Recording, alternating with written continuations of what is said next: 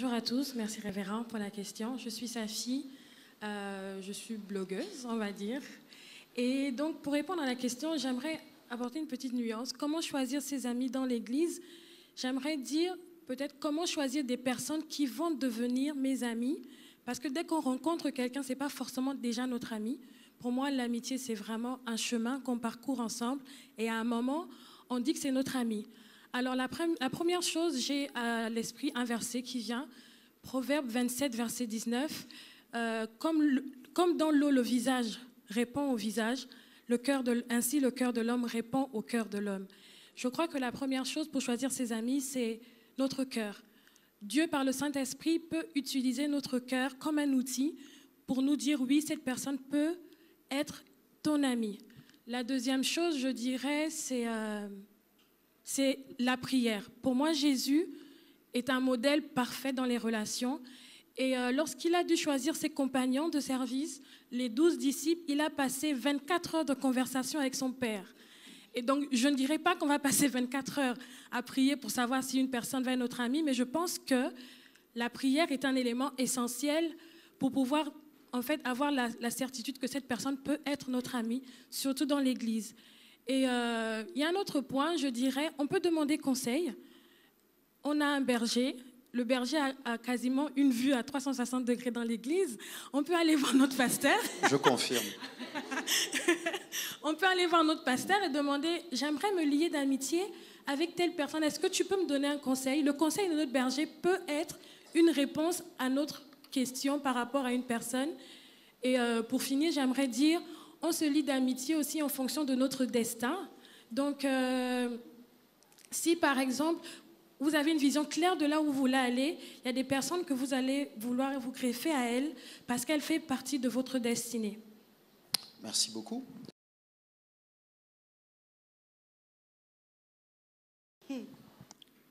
La question est intéressante. Comment apprendre à bien communiquer avec ses amis? Déjà, ce que je peux dire, c'est apprendre à connaître le langage de l'autre. Par exemple, je suis amie avec quelqu'un d'extraverti, moi-même je suis introvertie, on ne communique pas de la même manière. C'est vraiment, dès le début, on avait plusieurs difficultés d'échanger des mots. Elle pouvait dire quelque chose, je ne comprenais pas, je mettais l'accent beaucoup plus sur les mots.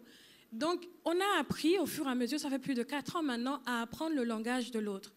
Je sais que c'est mieux de parler avec elle face à face qu'au téléphone, pour éviter les malentendus.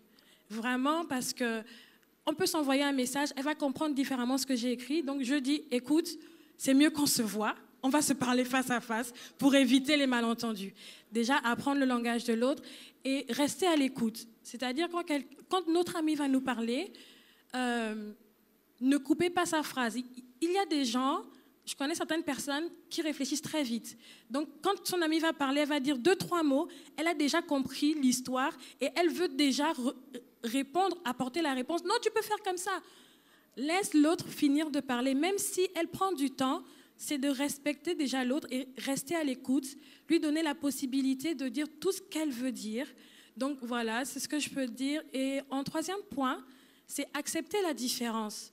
Par exemple, la différence de l'autre. On peut avoir 2 points de vue différents. Ça ne veut pas dire qu'on n'est pas unis ou qu'on a mal communiqué. Moi, je préfère vivre, par exemple, en appartement. Mon amie va préférer vivre dans une maison. Elle va me dire, mais la maison, c'est mieux. Je dis, non, moi, je préfère l'appartement, mais non, la maison, c'est mieux.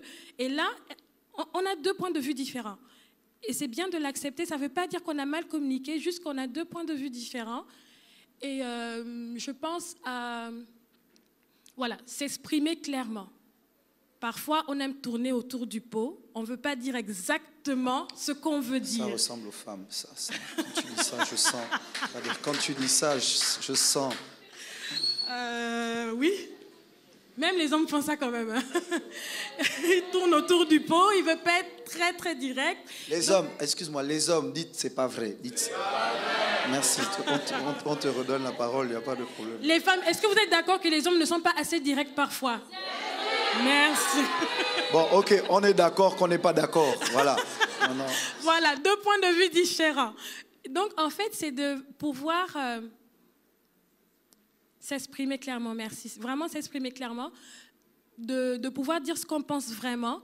Par exemple, si vous avez un ami qui est peintre, vous voulez repeindre votre salle de bain, vous allez dire, bon, mon ami, bon, j'aimerais avoir une couleur, peut-être un peu de vert ou un peu d'orange. Et la personne va venir mettre du vert et de l'orange, c'est ce qu'elle a compris. Et elle va dire, mais pourquoi tu as mis cette couleur? Ah, mais parce que c'est ce que tu m'as peut-être dit, mais tu me connais assez, tu sais bien que j'aime le bleu. Finalement, on ne se comprend pas. Donc, vraiment s'exprimer clairement et ne pas, en fait, ne pas hésiter, à reformuler. Quand vous n'avez pas compris quelque chose, ne pensez pas à la place de l'autre. Lorsque vous voulez vous exprimer, la responsabilité de bien communiquer est sur vous. Donc, vous devez vraiment vous exprimer de façon claire afin que l'autre puisse comprendre. Si tu n'as pas compris, n'hésite pas à reformuler, à poser des questions pour que vous arriviez à bien vous comprendre.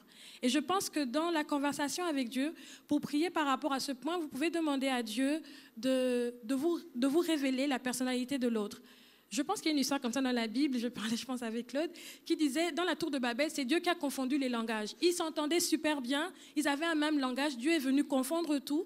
Je pense qu'à ce moment-là, quand vous avez des difficultés à bien communiquer, vous pouvez prier, Seigneur, aide-nous à nous comprendre, aide-nous à trouver parfois la source du problème, à ne pas tourner autour du pot. Voilà.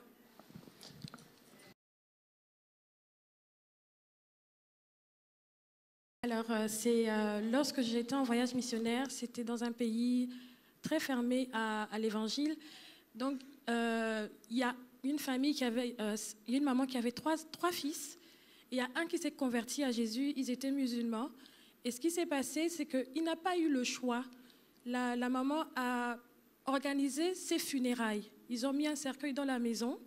Elle a dit que son fils est mort, donc il n'a pas eu le choix, il est sorti. Et à ce moment-là, quand il est sorti de la maison, il a dû vivre d'abord dehors. Mais ce qu'il a fait, il a continué à prier pour ses parents. Et aujourd'hui, en fait, toute sa famille, elle est convertie. Amen.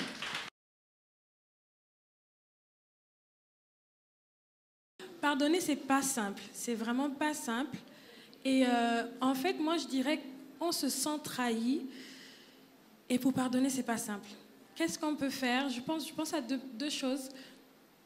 La première, c'est de se poser la question déjà de savoir, je vais prendre un exemple, voilà. J'ai dit un secret à mon amie et je voulais que ça reste entre nous, mais elle l'a divulgué à d'autres personnes. Je n'ai pas entendu, c'est quel pronom que tu as utilisé? Non, elle a dit elle. Le pronom, c'était elle. Bon, d'accord, c'est moi qui ai mal compris. C'est moi qui ai mal compris. Merci. C'est moi qui ai mal compris. Vous avez... Alors, si la personne divulgue votre secret, vous vous sentez trahi. Et donc, à ce moment-là, vous avez mal, ça fait mal de se sentir trahi. Et vous pouvez poser la question de savoir qu'est-ce que j'ai fait pour qu'elle puisse divulguer mon secret. Et la deuxième chose, c'est de se dire, c'est vrai, on n'est pas parfait. Elle a fait une erreur. Et si moi, j'avais trahi son secret, comment elle aurait réagi envers moi? Donc, de se mettre à la place de l'autre. Et vu que vous êtes amis, vous avez fait un choix d'être amis. Et moi, personnellement, quand je fais le choix d'avoir un ami ou une amie dans ma vie, je fais le choix de l'aimer malgré. Donc, malgré les erreurs, malgré la trahison, malgré les incompréhensions et les disputes, à ce moment-là, quand je me mets à sa place, je vais lui pardonner. J'aimerais juste dire que pardonner, ce n'est pas oublier l'action qui a été posée. Elle a posé une action, c'est vrai. Donc, vous allez travailler ensemble à reconstruire la confiance. Vous allez travailler ensemble à vous dire, OK, on veut continuer notre relation, mais il faut que j'arrive encore à te faire confiance lorsque je vais te dire quelque chose, de ne pas aller le dire. Et j'aime bien un passage dans la Bible, j'aimerais peut-être le prendre avec vous. Je pense que c'est Job 42, verset 10. La Bible dit, « L'Éternel rétablit Job dans son premier état, quand Job eut prié pour ses amis, et l'Éternel lui accorda le double de tout ce qu'il avait possédé. » Je crois que dans le cadre de la conversation avec Dieu, lorsqu'on se sent peut-être trahi et on a une tempête dans notre relation, c'est de prier pour son ami, c'est de prier même ensemble afin que Dieu remette les liens. Et je pense à notre proverbe chinois qui dit « Les tempêtes donnent des racines plus profondes aux chênes ».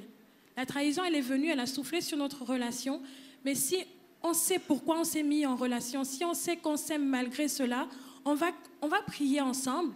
Je vais prier pour toi, on va prier ensemble et je pense que la confiance pourra revenir par ce moyen-là. Merci beaucoup.